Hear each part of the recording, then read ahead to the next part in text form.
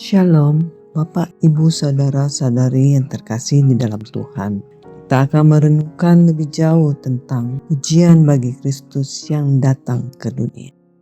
Bagian firman Tuhan yang akan membantu kita memahami lebih jauh tentang topik ini terambil dari Yesaya pasal 9 ayat 5 terjemahan baru kedua yang berbunyi demikian. Sebab seorang anak telah lahir untuk kita, seorang putra telah diberikan untuk kita. Tampuk pemerintahan ada di atas bahunya, dan namanya disebut orang Penasehat Ajaib, Allah yang perkasa, Bapa yang kekal, Raja Damai. Bapak, Ibu, Saudara-saudari yang terkasih di dalam Tuhan. Dunia kita sangat bising, bukan hanya bising oleh suara klakson kendaraan atau notifikasi handphone, tapi bising oleh suara-suara di dalam kepala kita. Suara kekhawatiran tentang tagihan, suara ketakutan akan masa depan, suara konflik dengan pasangan, atau suara penyesalan masa lalu.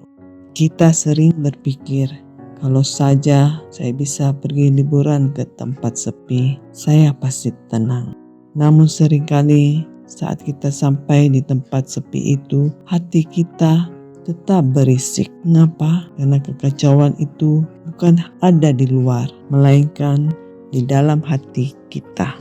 Kita merindukan damai yang tidak bisa dibeli oleh tiket liburan. Nabi Yesaya hidup dalam situasi yang kacau. Secara politik tidak ada kedamaian. Namun di tengah situasi itu, Roh Kudus memberinya penglihatan tentang seorang anak yang akan lahir. Salah satu gelar agung yang disematkan padanya adalah Raja Damai. Bahasa Ibrani Sar Salom. Kata Shalom dalam Alkitab jauh lebih dalam daripada sekedar tidak ada perang atau suasana tenang. Shalom berarti ketuhan, sesuatu yang pecah disatukan kembali, hubungan yang rusak dipulihkan, keadaan di mana segalanya berjalan sebagaimana mestinya menurut rancangan Allah. Yesus disebut Raja Damai, artinya Dia adalah penguasa atas kedamaian itu. Dia yang memegang kendali.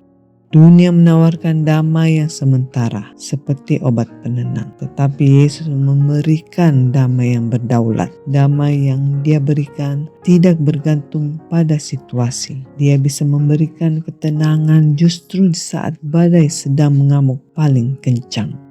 Mungkin hari ini hidup kita sedang berperang.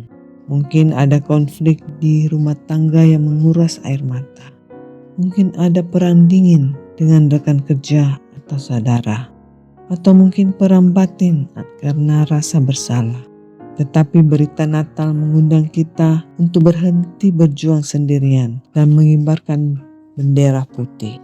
Bukan tanda menyerah pada nasib, tetapi tanda berserah kepada Sang Raja Damai.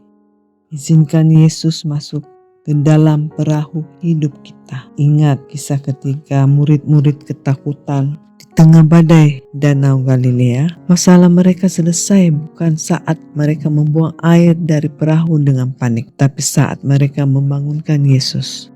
Ketika Sang Raja Damai berkata, "Diam, tenanglah," maka alam pun tunduk.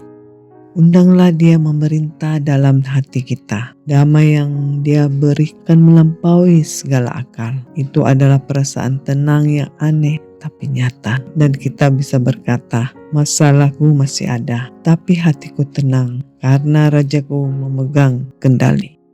Pertanyaan untuk kita renungkan bersama.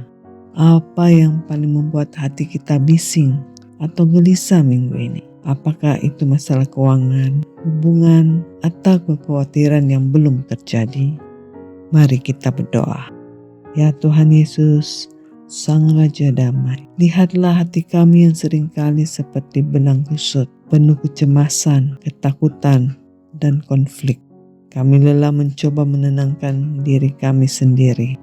Hari ini kami membuka pintu hati kami bagimu. Masuklah dan memerintahlah sebagai Raja dalam hidup kami. Hentikanlah badai di pikiran kami. Berikanlah kami shalom-Mu, damai sejahtera yang membuat kami merasa utuh kembali. Ajar kami untuk tidak fokus pada besarnya ombak, tetapi pada besarnya kuasa-Mu yang ada di dalam perahu kami. Biarlah ketenangan-Mu menjadi dasar bagi sukacita kami menyambut Natal. Dalam nama Tuhan Yesus Kristus kami berdoa. Amin. Demikianlah renungan kita bersama pada hari ini. Kiranya kita boleh terus bertumbuh setiap hari di dalam Tuhan.